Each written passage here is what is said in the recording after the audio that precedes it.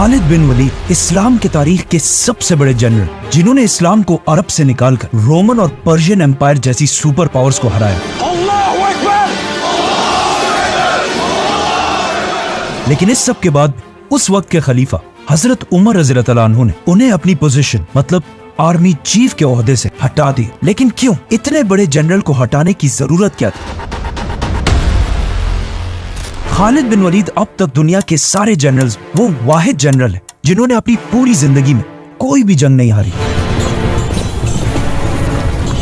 सबसे पहले उन्होंने अपनी जिंदगी की पहली जंग ओहद में मुसलमानों को हराया। फिर इस्लाम कबूल करने के बाद जंग मुता जैसी खतरनाक जंग जीती, जिसमें रसूलुल्लाह सल्लल्लाहु अलैहि वसल्लम ने पहली दफा उन्हें सैफुल्लाह अल्लाह की तलवार का टाइटल दिया। फिर आप सल्लल्लाहु अलैहि वसल्लम के बाद पहले खलीफा हजरत अबू बकर रज़ियल्लाहु अन्हु ने खालिद बिन वलीद को मुसलमानों की पूरी फौज का पहला आर्मी चीफ बनाया, जिसके बाद वो मदीना से फौज लेकर रवाना हुए और बहुत तेजी से पूरे अरब को फतह कर लिया और जंग यमामा में बहुत बड़ी फतह हासिल की। लेकिन पूरा अरब फतह करने के बाद अबू बकर रज़ियल्लाहु अन्हु ने उन्हें वापस मदीना आने के बजाय पर्शियन एम्पायर की तरफ जाने का हुक्म दिया। पर्शियन एम्पायर पहुंचने के बाद खालिद बिन वलीद ने अगेन बहुत ही तेजी से पर्शियन एम्पायर के ये सारे इलाके फतह कर लिए। लेकिन at the same time Abu Bakr रज़ियल्लाहु अन्हु ने एक दूसरी फौज रोमन एम्पायर की तरफ भी रवाना की। लेकिन ये फौज बहुत बड़ी होने के बावजूद भी उस तरह की कामयाबी हासिल ना कर सकी।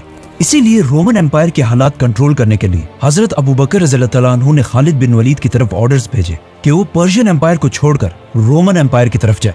फिर जब खालिद बिन वलीद रोमन एम्पायर की तरफ गए तो अगेन वहां हर जंग जीतने लगे और आखिर रोमन एम्पायर की बहुत ही इंपॉर्टेंट सिटी दमास्कस को फतह करके ये सारा इलाका फतह कर लिया। लेकिन अब जब खालिद बिन वलीद रोमन एम्पायर की तरफ चले गए थे तो पर्शियन एम्पायर में मुसलमान दोबारा हारने लगे। तो जब पूरी दुनिया के लोगों ने ये देखा कि जहां खालिद बिन वलीद जाते हैं वहां मुसलमान जीतते हैं और जहां पर वो नहीं होते वहां मुसलमान हार जाते हैं, जिसके बाद खालिद बिन वलीद एक बहुत बड़ी सेलिब्रिटी बन गए। और सिर्फ मुसलमानों में नहीं बल्कि रोमन और पर्शियन एम्पायर में भी खालिद बिन वलीद के फतूहात की कहानियां फैलने लगी। यहाँ तक कि एक दुश्मन जनरल ने खालिद बिन वलीद के पास आकर ये तक कहा कि हमारे इलाके में ये कहानी मशहूर है कि एक दिन आसमान से अल्लाह की तरफ से आपके लिए एक तलवार नाजिल हुई थी, इसीलिए आपको सैफुल्लाह कहा जाता है। इन सारी चीजों के बाद ये बातें नए मुसलमानों की गैदरिंग्स में आम हो चुकी थी कि सिर्फ खालिद ही जंग जीत सकते हैं और उनके अलावा चाहे जो भी हो मुसलमान जंग नहीं जीत सकते। जब हजरत उमर रज़ियल्लाहु अन्हु खलीफा बने उन्हें पता था कि मुसलमानों का खालिद बिन वलीद के बारे में ये माइंडसेट इस्लाम के लिए बहुत ही खतरनाक हो सकता है, क्योंकि अगर लेट्स से खालिद बिन वलीद किसी जंग में शहीद हो जाते तो फिर मुसलमानों की फौज का सारा मोराल टूट जाता।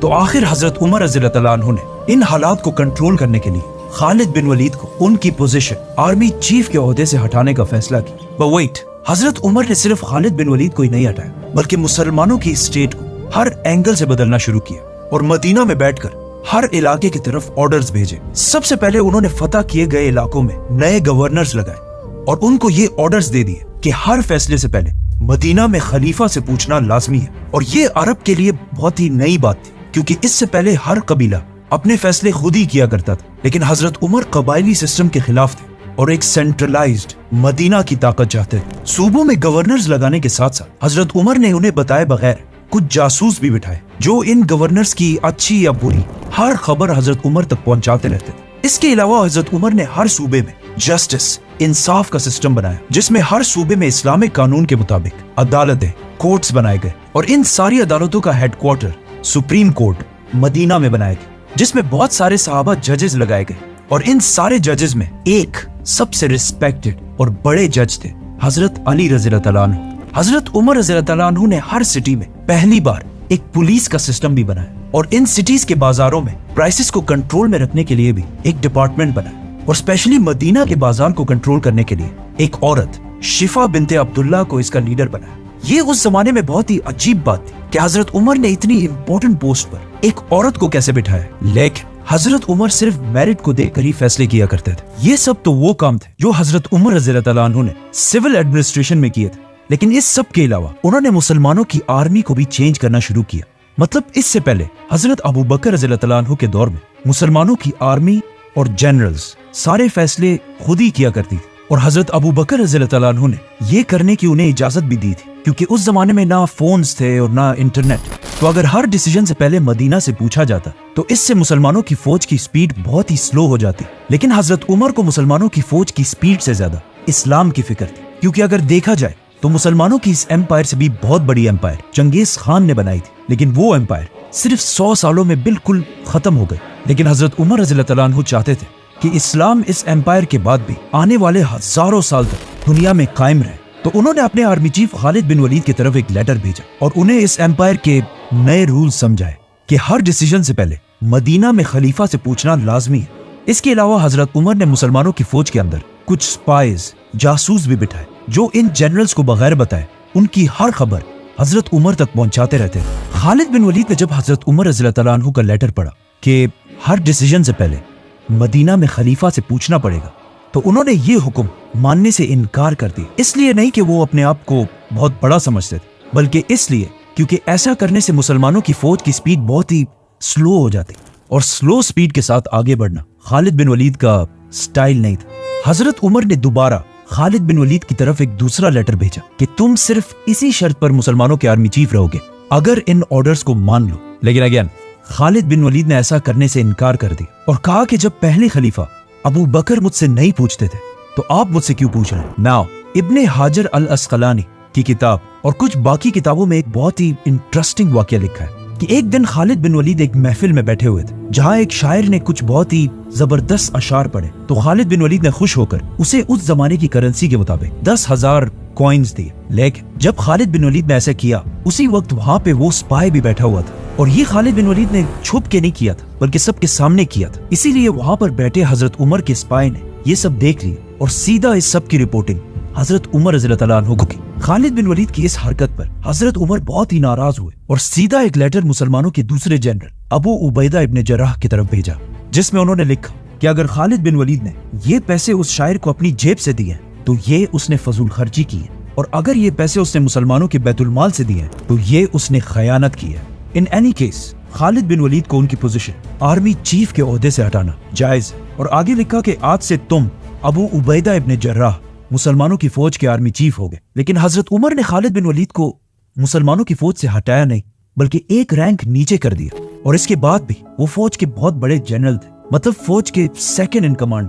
जब अबू उबैदा रज़ियल्लाहु अन्हु ने खालिद बिन वलीद को हजरत उमर का ये लेटर दिखाया तो चाहिए तो ये था कि खालिद बिन वलीद को बहुत ही सख्त गुस्सा आता कि उनकी सारी मेहनत, मतलब पहले अरब फतह करना, उसके बाद पर्शियन एम्पायर फतह करना और फिर रोमन एम्पायर फतह करने के बाद उनको ये सिला दिया जा रहा है। लेकिन ये लेटर पढ़ने के बाद खालिद बिन वलीद ने अबू उबैदा से कहा समिअना व अताअना, हमने सुना और हमने इताअत की। और बगैर किसी गुस्से या नाराजगी दिखाने के उन्होंने अबू उबैदा से कहा कि आज से मैं आपका यानी आर्मी चीफ अबू उबैदा इब्ने जर्राह का राइट हैंड बनकर रहूंगा। इसे आज हम बहुत ही एक नॉर्मल बात समझते हैं क्योंकि वो सहाबी थे, ऑफ कोर्स उन्होंने ऐसा ही करना था। लेकिन अगर हम दुनिया के सारे बड़े जनरल्स की हिस्ट्री उठाकर देखें तो ऐसा तारीख में कभी भी नहीं हुआ। हिस्ट्री में जब भी किसी लीडर ने अपने इतने ताकतवर जनरल को हटाने की कोशिश की है तो उस जनरल ने हमेशा बगावत की है या बगावत करने की कोशिश की है। फॉर एग्जाम्पल, इससे पहले पर्शियन बादशाह खुसरो ने जब अपने जनरल को हटाया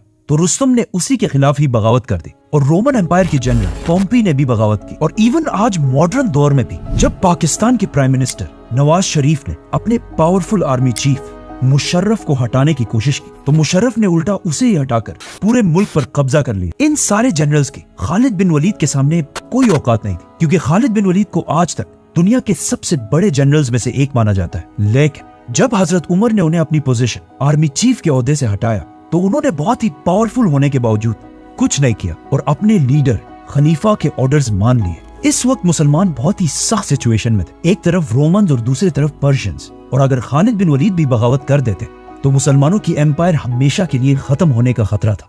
नाउ इस मसले पर जितनी मैंने रिसर्च की उसमें मैंने देखा कि इस वाकये में हजरत उमर और खालिद के अलावा एक थर्ड भी बहुत ही इंपॉर्टेंट किरदार है। मतलब एक तो हजरत उमर थे जिन्होंने बगैर किसी की परवाह किए मदीना की रियासत को स्ट्रॉन्ग करने के लिए इतना बड़ा फैसला लिया। दूसरा खालिद बिन वलीद जिन्होंने इतना पावरफुल जनरल होने के बावजूद कोई ऐसा स्टेप नहीं उठाया जिससे मुसलमानों की एम्पायर को नुकसान पहुंचे। और तीसरा, इस एम्पायर की अवाम, पब्लिक आर्मी चीफ के ओहदे से हटाए जाने के बाद एक दिन खालिद बिन वलीद मुसलमानों के एक ग्रुप से खिताब कर रहे थे जिसमें उन्होंने मुसलमानों के सामने खड़े होकर फरमाया कि मुझे शाम सीरिया फतह करने के लिए भेजा गया, और जब मैंने पूरा शाम फतह कर लिया तो उमर ने मुझे अपनी पोजीशन से हटा दिया। अब जैसे ही उन्होंने ये बात कही तो मुसलमानों के क्राउड से एक आम सा सोल्जर खड़ा हुआ और उसने कहा कि ए हमारे सरदार, ऐसी बातें मत करो, क्योंकि इन बातों से फितना पैदा हो सकता है। मतलब उस जमाने में मुसलमानों की इस एम्पायर की आम पब्लिक में भी इतना शऊर था कि वो ये बात बहुत ही अच्छी तरह जानते थे कि चाहे जो भी हो जाए, लीडर लीडर होता है और जनरल सिर्फ एक जनरल। खालिद बिन वलीद को हटाने से सिर्फ उन्हें ही नहीं बल्कि पूरे इस्लामिक एम्पायर में एक कंफ्यूजन फैल गई कि आखिर क्यों हजरत उमर ने इतने सख्त टाइम पर खालिद बिन वलीद को हटा दिया, जिससे आहिस्ता आहिस्ता लोगों में बहुत सारी गलतफहमियां फैलने लगी और लोग अजीब अजीब बातें करने लगे। फॉर एग्जाम्पल, कुछ लोगों ने कहा कि हो सकता है खालिद बिन वलीद और हजरत उमर के दरमियान पुरानी कोई पर्सनल लड़ाई हो, इसीलिए हजरत उमर ने उसे हटा दिया। और कुछ और लोगों ने यह तक कहा कि हो सकता है खालिद बिन वलीद ने कोई करप्शन की हो। लेकिन अगेन, हजरत उमर का जासूसों का नेटवर्क, स्पाइज का नेटवर्क इतना स्ट्रांग था कि उन्हें अवाम के इस कंफ्यूजन का पहले ही पता चल गया। तो हजरत उमर ने मुसलमानों को मदीना के मस्जिद नबी में जमा होने का हुक्म दिया और फिर सबके सामने खड़े होकर उन्होंने क्लियरली बता दिया कि मैंने, उमर बिन खत्ताब ने, अपने आर्मी चीफ खालिद बिन वलीद को किसी पर्सनल दुश्मनी या करप्शन की वजह से नहीं हटाया, बल्कि सिर्फ इसलिए क्योंकि खालिद बिन वलीद की जबरदस्त फतूहात की वजह से लोग अल्लाह के बजाय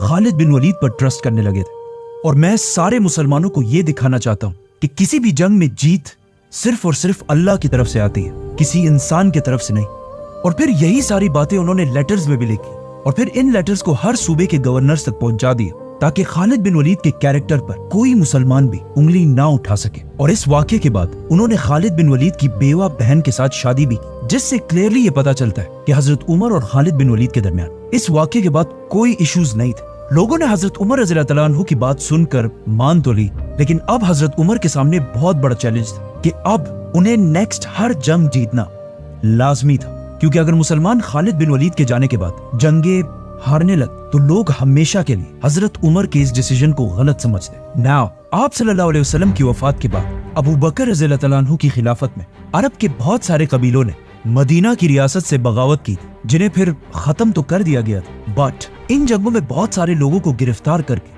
कैदी बनाया गया था। लेकिन जब हजरत उमर रज़ी अल्लाह अन्हु खलीफा बने तो उन्होंने इन सारे कैदियों को रिहा करने का हुक्म दिया और सबके लिए एक आम माफी का ऐलान कर दिया, जिससे पूरे अरब में उनकी पॉपुलैरिटी बहुत ही ज्यादा बढ़ गई और लोग हजरत उमर की इस रहमदिली से इतना खुश हुए कि उन्होंने आकर इस्लाम कबूल कर लिया और फिर अपनी मर्जी से मुसलमानों की फौज में शामिल हो गए। इन लोगों में एक शख्स तुलैहा भी था और ये वो शख्स था जिसने इससे पहले अबू बकर रज़ी अल्लाह अन्हु के दौर में पैगंबर होने का झूठा दावा भी किया था। लेकिन जब वो हजरत उमर रज़ी अल्लाह अन्हु के पास आए तो हजरत उमर ने उन्हें भी माफ कर दिया और वो भी मुसलमानों की फौज में शामिल हो गए। हजरत उमर के इन सख्त और जबरदस्त डिसीजंस के बाद अरब के लोग उनसे इतना खुश थे कि वो पुरानी सारी दुश्मनियां छोड़कर मुसलमानों के साथ शामिल हो गए। और पहली बार ऐसा भी हुआ कि क्रिश्चियंस ने भी आकर पर्शियन एम्पायर के खिलाफ मुसलमानों का साथ देने की कसम खाई। तो अब हजरत उमर ने मुसलमानों और क्रिश्चियंस को मिलाकर पर्शियन एम्पायर के खिलाफ एक नई आर्मी बनाई। इस फौज ने